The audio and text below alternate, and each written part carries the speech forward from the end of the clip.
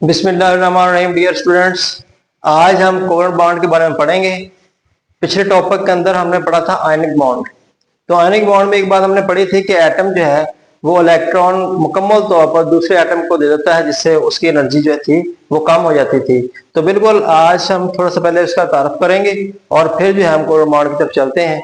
तो यहाँ पे देखें, during the formation of an ionic bond, तो जब आयनिक बॉन्ड बना था, atom lower their energy by transferring electron and acquiring the electron configuration of noble gases। कि सोडियम ने जैसे एक इलेक्ट्रॉन दे दिया था और क्लोरीन ने एक इलेक्ट्रॉन ले लिया था, तो जिसकी वजह से क्या हुआ, उनकी एनर्जी लोअरिंग हुई, कम हो गई, और उन्होंने क्या किया, नोबल गैसेस जैसे इलेक्ट्रॉन कॉन्फिगरेशन जो है ये हासिल कर ले। तो बहरहाल कहते हैं however हम this is not the only way of atom can lower energy. ये एक सिंगल वे ही नहीं है कि इस तरह इलेक्ट्रॉन दे के एनर्जी लो हो सके, बल्कि और भी तरीकाकार हैं।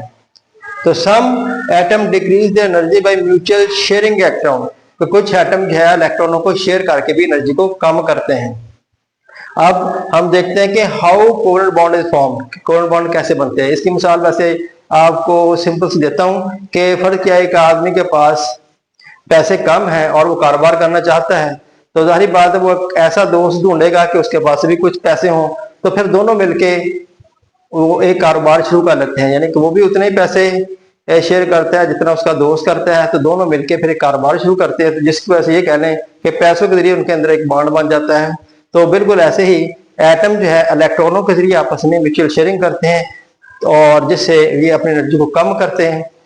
तो अब इसको हम देखते हैं कि बुक के मुताबिक मैंने इसके पॉइंट बना दिए हैं और आपने इनको वैसे ही लिखना है, तो आसानी से आपको ये याद हो जाएंगे।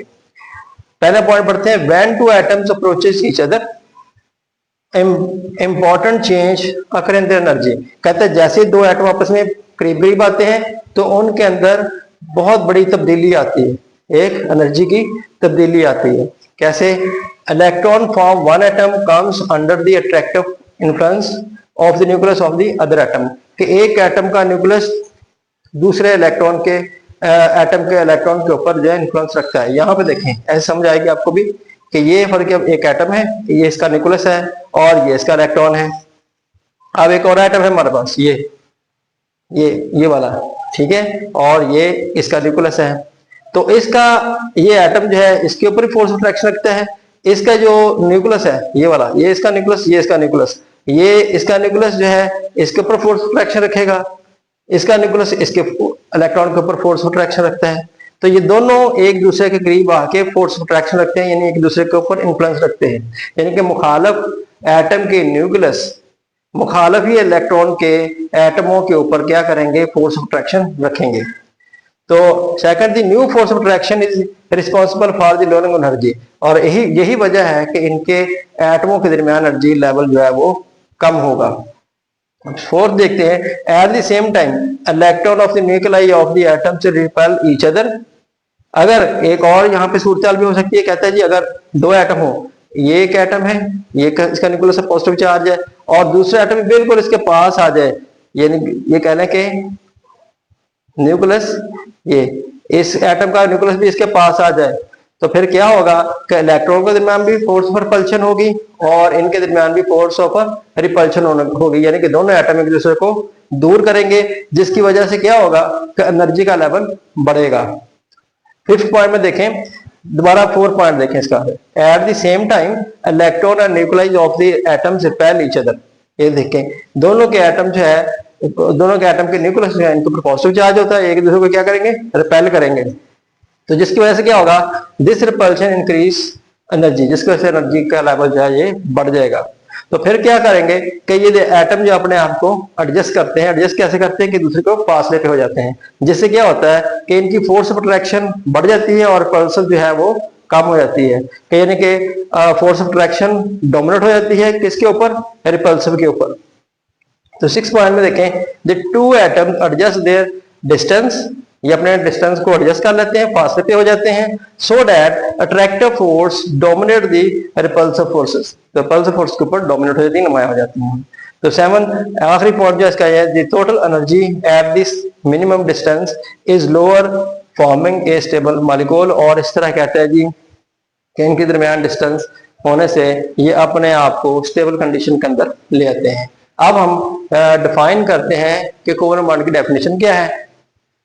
ए covalent bond is a bond formed by the mutual sharing of electron. इसमें क्या करना है, इलेक्ट्रॉनों को शेयर करना है, इलेक्ट्रॉन जो आपस में शेयरिंग करते हैं। This type of bond is called a single covalent bond. तो अब इसके हम टाइप्स देखते हैं। नंबर 1, सिंगल कोवलेंट बॉन्ड क्या है। नंबर 1, ये बनता है हाइड्रोजन के दरमियान और क्लोरीन एटम के दरमियान, क्योंकि इसमें सिंगल इलेक्ट्रॉन जो है ये एक दूसरे के साथ शेयरिंग होती है। तो one pair of electron is shared represented bye a single line. इसको हम सिंगल लाइन से रिप्रेजेंट करते हैं, यानी जो बॉन्ड बनेगा, कोवलेंट बॉन्ड बनेगा, उसको हम सिंगल लाइन से रिप्रेजेंट करेंगे। यहाँ पे देखें आप कि ये हाइड्रोजन का एटम है, इसके आउटर मोशन में भी एक इलेक्ट्रॉन है, और दूसरा हाइड्रोजन एटम है, इसके आउटर मोशन में भी एक इलेक्ट्रॉन है। तो ये दोनों जब एक दूसरे से मिलते हैं तो ये अपने डोप्लर रूल को एक किस्म का मुकम्मल कर लेते हैं, और इन्होंने यहाँ पे किया क्या है, एक इलेक्ट्रॉन का शेयर कर लिया है। तो यहाँ पे देखें एक इलेक्ट्रॉन शेयर दिया, तो जिसकी वजह से इनके साथ सिंगल बॉन्ड बना है। तो इसी तरह क्लोरीन है, क्लोरीन भी अपने आउटर मोस्ट शेल में एक इलेक्ट्रॉन का शेयर करती हैं, तो इस तरह सिंगल बॉन्ड बनता है। तो डबल कोवलेंट बॉन्ड जो है ये ऑक्सीजन के अंदर बनेगा, ठीक है। ऑक्सीजन के आउटर मोस्ट शेल के अंदर जो है 8 इलेक्ट्रॉन होते हैं। तो यहाँ पे ये दो इलेक्ट्रॉन का क्या करेगी, इस तरह 2 इलेक्ट्रॉन इसके आगे, 2 ही ऑक्सीजन के इसके आगे हैं। तो यहाँ पे क्या बन गया, क्योंकि एक इलेक्ट्रॉन का जोड़ा और एक ये जोड़ा, तो ये डबल बॉन्ड बन गया। तो इसी तरह ट्रिपल कोवलेंट बॉन्ड बनेगा नाइट्रोजन के अंदर। कौन से है ये, इसमें नाइट्रोजन का एटम जो है इसके आउटर मोस्ट शेल के अंदर 5 इलेक्ट्रॉन होते हैं। इसके अंदर भी 5 इलेक्ट्रॉन है और इसके अंदर भी 5 इलेक्ट्रॉन है। तो ये 3 इलेक्ट्रॉन का जो है शेयर करते हैं। तो यहाँ पे देखें नाइट्रोजन जो है ये भी 3 इलेक्ट्रॉन, और इधर नाइट्रोजन एटम ये भी 3 इलेक्ट्रॉन का इश्तराक कर रहे हैं, जिससे इनके दरमियान क्या बन रहा है, ट्रिपल कोवलेंट बॉन्ड है। तो सिंगल कोवलेंट में एग्जांपल देंगे आप हाइड्रोजन और क्लोरीन की, डबल कोवलेंट बॉन्ड के अंदर आप एग्जांपल देंगे ऑक्सीजन की, और ट्रिपल कोवलेंट बॉन्ड के अंदर एग्जांपल देंगे आप नाइट्रोजन की। तो 3 pair of electron are shared represented by 3 line, और इनको 3 लाइनों से हम शो करते हैं, जाहिर करते हैं। तो अब इसकी मजीद एग्जांपल जो है हम और भी देखते हैं। अब यहाँ पे हम फॉर्मेशन ऑफ कोवलेंट बॉन्ड के बारे में पढ़ेंगे कि फॉर्मेशन ऑफ कोवलेंट बॉन्ड जो है ये पानी के अंदर कैसे होती है, इस तरह कार्बन डाइऑक्साइड के अंदर और मीथेन के अंदर कैसे होती है। अब यहाँ पे बहुत सारे देख रहे हैं कि आपको हाइड्रोजन नजर आ रही है, एटम नजर आ रहे हैं, नाइट्रोजन के नजर आ रहे हैं, इस तरह ऑक्सीजन के नजर आ रहे हैं। तो हम सबसे पहले ये देखते हैं कि इनके आउटर मोस्ट शेल में इलेक्ट्रॉन की तादाद कितनी होती है। तो यहाँ पे देखें हाइड्रोजन जो है इसके आउटर मोस्ट शेल में 1 इलेक्ट्रॉन होता है, इस तरह कार्बन जो है इसके आउटर मोस्ट शेल में 4 इलेक्ट्रॉन है, ऑक्सीजन जो है इसके 6 इलेक्ट्रॉन होते हैं, नाइट्रोजन के 5 इलेक्ट्रॉन है। यहाँ पे आप क्रॉस भी देख रहे हैं और यहाँ पे आप डॉट भी नजर आ रहे हैं। तो ये क्रॉस और डॉट जो है ना, ये क्रॉस और डॉट ये इलेक्ट्रॉन्स को शो कर रहा है यहाँ पे। अब हम वाटर की तरफ आते हैं कि वाटर में जो है कोवलेंट बॉन्ड फॉर्मेशन कैसे होती है।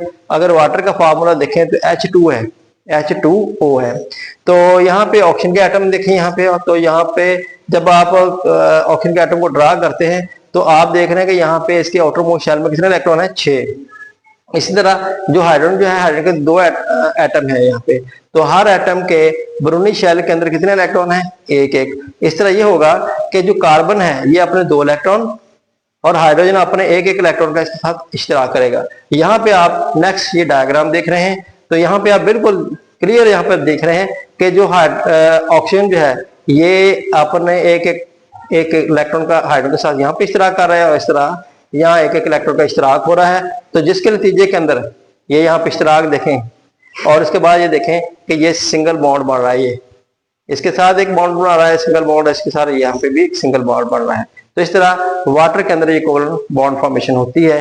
तो अब देखते हैं हम कार्बन डाइऑक्साइड के अंदर कैसे फॉर्मेशन हो रही है। तो यहाँ पे देखें कार्बन का 1 एटम है और ऑक्सीजन के 2 एटम है। तो कार्बन देखें, कार्बन के आउटर मोस्ट शेल में कितने इलेक्ट्रॉन है, 4, और ऑक्सीजन के आउटर मोस्ट शेल में कितने इलेक्ट्रॉन होते हैं, 6।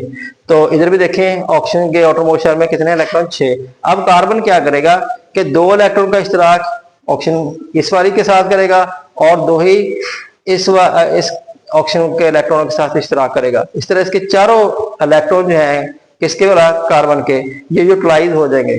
अब यहाँ पे इसकी स्ट्रक्चर डायग्राम देखें कि ये देखें 2-2 के साथ इसका इश्तराक है, और जिसके नतीजे में देखें ये डायग्राम बन जाती है कि ये 2-2 इलेक्ट्रॉन का इश्तराक करता है, इसलिए यहाँ पे डबल कोवलेंट बॉन्ड बन रहा है। अब अमोनिया देखें, अमोनिया के अंदर नाइट्रोजन जो है इसके ऑटोमोस्ट शेल में कितने इलेक्ट्रॉन होते हैं? 5, और हाइड्रोजन के ऑटोमोस्ट शेल में 1 इलेक्ट्रॉन है। तो यहाँ पे देखें, एक नाइट्रोजन का एटम और 3 जो है ये कौन से एटम है? हाइड्रोजन के एटम है। तो हाइड्रोजन के ऑटोमोस्ट शेल में 1 इलेक्ट्रॉन है, तो लिहाजा ये नाइट्रोजन के 3 इलेक्ट्रॉन जो हैं उनके साथ अटैचमेंट करेगा, आपस में शेयरिंग करेगा, और इसके बाद भी जो है नाइट्रोजन है उसके पास 2 इलेक्ट्रॉन अजाफी बच जाएंगे। ठीक है, इन्हीं 2 इलेक्ट्रॉन को हम कहते हैं लॉन पेयर। अब देखें यहाँ पे बॉन्ड बना हुआ है सिंगल सिंगल, ये एक इलेक्ट्रॉन का इश्तराक हुआ है। तो यहाँ पे देखें नाइट्रोजन हाइड्रोजन के साथ सिंगल सिंगल बॉन्ड बना रही है। तो ये 3 हाइड्रोजन के एटम आ गए और 2 इसके पास इलेक्ट्रॉन बच गए नाइट्रोजन को, इनको हम लॉन पेयर कहते हैं। अब नेक्स्ट देखें हाइड्रोजन साइनाइड, इसका फार्मूला देखें। यहाँ पे देख रहे हैं आप कार्बन, ये सेंटर में कार्बन के कितने ऑटोमोस्ट शेल में इलेक्ट्रॉन होते हैं? 4। हाइड्रोजन के कितने हैं? 1। और इस तरह नाइट्रोजन के ऑटोमोस्ट शेल में कितने इलेक्ट्रॉन हैं? 5। तो ये कार्बन जो है 3 इलेक्ट्रॉन नाइट्रोजन के 3 इलेक्ट्रॉन के साथ शेयर करेगा और हाइड्रोजन के 1 इलेक्ट्रॉन के साथ अपना 1 इलेक्ट्रॉन शेयर करेगा। तो जिसके नतीजे में ये डायग्राम बनेगी। देखें, एक बॉन्ड इसके साथ बनेगा और कार्बन यानी कि ये कहने के कार्बन हाइड्रोजन के साथ सिंगल बॉन्ड बनाएगी और नाइट्रोजन के साथ ट्रिपल कोवलेंट बॉन्ड बनाएगी। अब मीथेन देखें कि मीथेन में इसी तरह CH4 इसका फार्मूला होता है कि कार्बन के ऑटोमोस्ट शेल में 4 इलेक्ट्रॉन आ गए और यहाँ पे हाइड्रोजन के 4 एटम हैं, 1, 2, 3 और 4, और हर एटम के ब्रूनिक शेल में 1 इलेक्ट्रॉन है। अब यही 4 इलेक्ट्रॉन जो हैं ये इसी के 4 इलेक्ट्रॉन के साथ आपस में म्यूचुअल शेयरिंग करेंगे। यहाँ पे देखें ये 4 इलेक्ट्रॉन जो है किसी 4 एटमों के इलेक्ट्रॉन जो है किस तरह कार्बन के 4 इलेक्ट्रॉनों के साथ जो है शेयरिंग की हुई है। और डायग्राम यहाँ पे देखें कि ये हाइड्रोजन का इलेक्ट्रॉन है यहाँ पे और ये कार्बन का इलेक्ट्रॉन है। इस तरह इनके इलेक्ट्रॉन भी देखें कैसे शेयरिंग की हुई है, जिसके नतीजे में क्या बन गया? सिंगल बॉन्ड बन रहा है यहाँ पे। तो ये CH4 का एक फार्मूला बन गया, स्ट्रक्चरल फार्मूला। और इस तरह इथीन है, इथीन में 2 हाइड्रोजन एटम और 4, इथीन में 2 कार्बन एटम और 4 हाइड्रोजन एटम होते हैं। तो यहाँ पे देखें 2 कार्बन एटम और इसके साथ 4 जो है 1, 2, 3 और 4, इनके साथ सिंगल सिंगल बॉन्ड बनेगा, कार्बन कार्बन के साथ डबल बॉन्ड बनाएगी। इनके इलेक्ट्रॉनों का शेयरिंग देखिए यहाँ पे, ये शेयरिंग की हुई इलेक्ट्रॉनों की इस तरह कि कार्बन हाइड्रोजन के साथ सिंगल इलेक्ट्रॉन के साथ शेयर करता है, कार्बन कार्बन के साथ डबल इलेक्ट्रॉन के साथ ये शेयरिंग कर रहा है। तो ये इथीन का फार्मूला है। इसी तरह मेथनॉल है, इसका फार्मूला है CH3OH। ये C के साथ 3 हाइड्रोजन के एटम है, ये देखें 3 हाइड्रोजन के एटम, और पता ही आपको 1 इलेक्ट्रॉन का शेयर इसने किया हुआ है और इसके साथ ऑक्सीजन लगी हुई है और साथ क्या है? हाइड्रोजन। तो यहाँ पे इलेक्ट्रॉनों का जो शेयर किया हुआ है, यहाँ पे आप डायग्राम इसकी देख रहे हैं, स्ट्रक्चरल डायग्राम। तो कार्बन ने यानी कि 4 जिसके आउटरमोस्ट शेल के अंदर इलेक्ट्रॉन होते हैं कार्बन के, इसने हर इलेक्ट्रॉन जो है हर किसी के साथ जो है शेयर किया हुआ है। तो जिससे ये इसका स्ट्रक्चरल फार्मूला बन जाएगा, इसको डॉट एंड क्रॉस फार्मूला भी कहते हैं। तो इस तरह CH3OH में जो है ये फॉर्मेशन ऑफ कोवलेंट बॉन्ड बनती है। तो ये था जी आज का लेक्चर। तो नेक्स्ट इंशाल्लाह दोबारा फिर हाजिर होंगे, तब तक के लिए खुदा हाफिज़।